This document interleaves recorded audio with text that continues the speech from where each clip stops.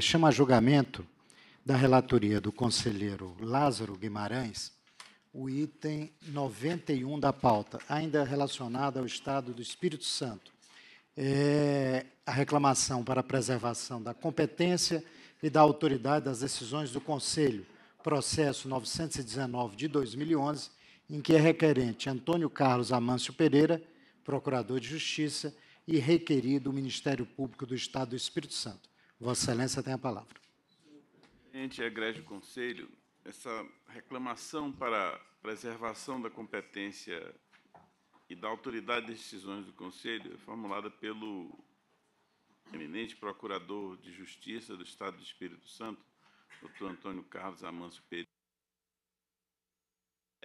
a inobservância da resolução número 27, de 10 de março de 2008, do Conselho Nacional do Ministério Público, por servidor do Ministério Público do Estado do Espírito Santo, em virtude de suposta acumulação do cargo em comissão naquele parquê e do exercício advocatício. Aduz o requerente que o servidor Marcelo Martins Altoé foi nomeado pelo Procurador-Geral da Justiça do Estado do Espírito Santo, Dr. Fernando Zardini Antônio, para exercer o cargo em comissão de assessor especial nos termos da Portaria 2761, de 2 de agosto de 2010. Afirma que no dia 7 de junho de 2011, em sessão ordinária da Primeira Câmara Cível do Tribunal de Justiça do Estado do Espírito Santo, onde atuava a Procuradoria de Justiça Cível, constatou que o mencionado servidor estava exercendo a advocacia, patrocinando a causa de Neuza Ventura de Andrade, conforme petição juntada a folhas 20 a 27 e pauta de julgamento de folha 45. Por tal razão, requereu em sede liminar a sua imediata exoneração, com o intuito de preservar a decisão plenária deste órgão nacional de controle, que culminou na edição da resolução número 27, de 10 de março de 2008. Os autos foram distribuídos ao conselheiro Sérgio Feltrin, que em decisão se reservou a apreciar o pedido liminar após o recebimento das informações a serem prestadas pelo Procurador-Geral de Justiça do Estado do Espírito Santo e pelo Corregedor-Geral do Ministério Público. As informações foram apresentadas em virtude do término do mandato do conselheiro relator, em 10 de agosto de 2011, foram os autos encaminhados para a redistribuição e, em 31 de agosto de 2011, vieram a mim conclusos. Esses autos estão devidamente instruídos. Eu deixo de apreciar a medida liminar para adentrar ao exame de mérito. É este o relatório, senhor presidente. Excelência pode prosseguir com seu voto.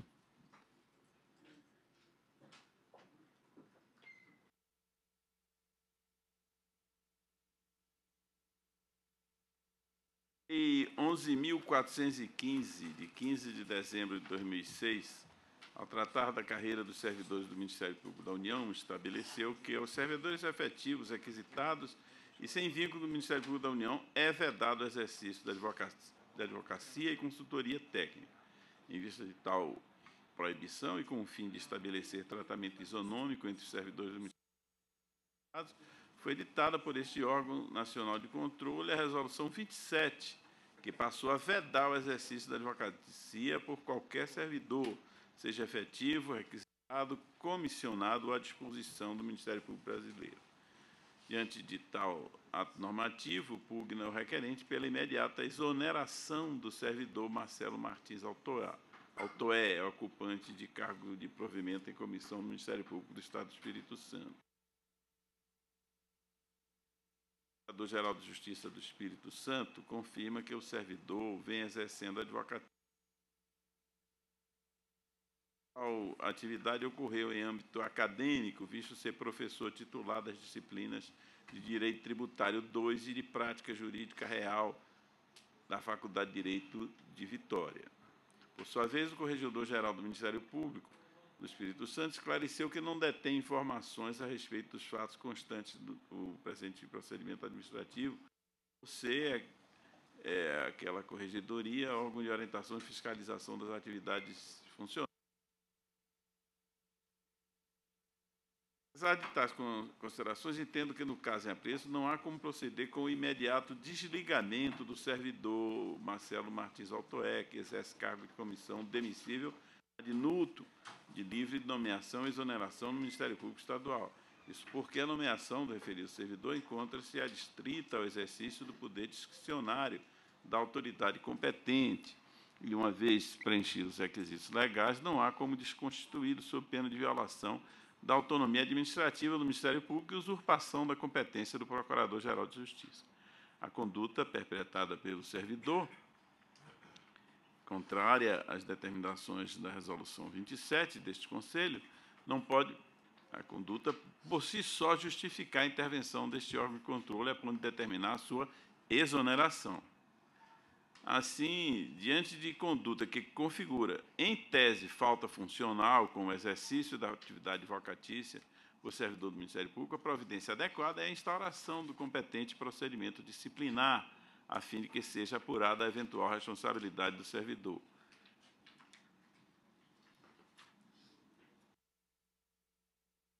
Então, o meu voto é pela parcial procedência da reclamação para determinar que o servidor Marcelo Martins, no prazo de 15 dias, comprove a verbação de seu impedimento para a atividade advocatícia enquanto ocupante de cargo em comissão do Ministério Público do Estado do Espírito Santo. Passado esse prazo, sem a devida comprovação, deve a administração superior do Ministério Público do Estado do Espírito Santo instaurar competente procedimento administrativo disciplinar. Excelência. Está abrindo a oportunidade para ele comprovar a verbação da incompatibilidade. Perfeito. Né? Senhor relator, só permitindo, o caso é de incompatibilidade, é de incompatibilidade plena para um exercício. Foi isso que eu disse, incompatibilidade. Eu falei, a verbação da incompatibilidade. Desculpe, eu tinha entendido o impedimento só. Desculpe. Conceda a palavra. Compatibilidade, desculpe, então. Conceda a palavra ao eminente Procurador-Geral de Justiça, doutor Fernando Está escrito realmente impedimento, mas eu falei incompatibilidade. Excelência tem a palavra. Obrigado. Senhor presidente, eminentes conselheiros, quando notificado pelo eminente relator, nós tomamos uma providência que vai um pouco além da solicitação do mesmo de prestar informações. Nós determinamos que fosse oficiado a todos os assessores jurídicos para que eles informassem quanto ao efetivo cumprimento da resolução do Conselho Nacional. Nós nos limitamos apenas a enumerar, porque confesso que nos trouxe uma dúvida essa questão da utilização da advocacia para fins acadêmicos. É claro que toda e qualquer determinação desse Conselho nós vamos cumprir nesse sentido, de acordo com a resolução. E 2 casos foram detectados. Um é esse, e o outro, que foi narrado também no expediente, é de que o assessor, que já está há algum tempo, também ainda está com sua inscrição aberta na Ordem dos Advogados do Brasil. Ele tomou ciência e se comprometeu a fazer a suspensão. Então, apenas para esclarecer que a nossa intervenção aqui e a forma como prestamos as informações foi justamente para ter essa dúvida com relação à questão acadêmica em particular, esclarecida, mas certamente vamos acatar a forma como esse colegiado deliberar. Era o que tinha. Obrigado a Vossa Excelência. O eminente relator determina as providências explicitadas no seu voto, indago se o Conselho está de acordo. Pois não. Gostaria só de assinalar, dada a colocação específica do eminente Procurador-Geral quanto ao exercício da advocacia por servidor que exerça o magistério, que, na verdade, não é o caso de se admitir como uma exceção, porque a lei assim não dispõe, e, no mais, não é razoável que se conceda essa prerrogativa ao professor de exercer a advocacia com violação do dever funcional desse exercício se abster. Perfeito. Inclusive, ele não pode exercer a advocacia, mas pode ensinar como advogado. Ele pode continuar como como eu, em professor. sala de aula, eu sou advogado, mas ensino como o juiz deve agir, como o Ministério Público deve agir, tudo bem, mas não posso exercer essas funções. O Conselho, à unanimidade, deliberou pela adoção das providências explicitadas no voto do eminente relator. Senhoras e senhores conselheiros, suspendo a sessão, que será... Pois não.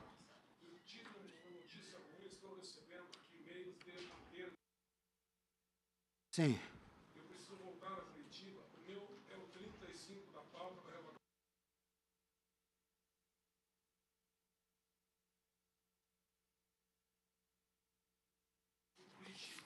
Solicito a corte de algo retirar essa possibilidade. Senhor presidente, eu trago um voto bastante longo sobre esse caso. Então, eu acho inviável julgar a esta altura, este horário, o caso, até porque... Mas o que poderíamos até, em atenção, coisa era adiar e Vossa Excelência, então, será avisado. Nós adiaremos, quer dizer, próxima sessão. não para amanhã, mas para uma outra sessão.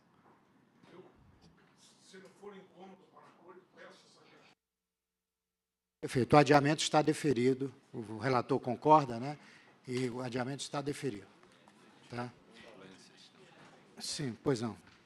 Presidente, apenas um comunicado antes de encerrar, é que a Corregedoria efetuará a próxima inspeção no estado do Rio Grande do Norte, né? Então, eu queria comunicar ao plenário da decisão e também que apresentarei na próxima sessão o planejamento do ano de 2012 integral.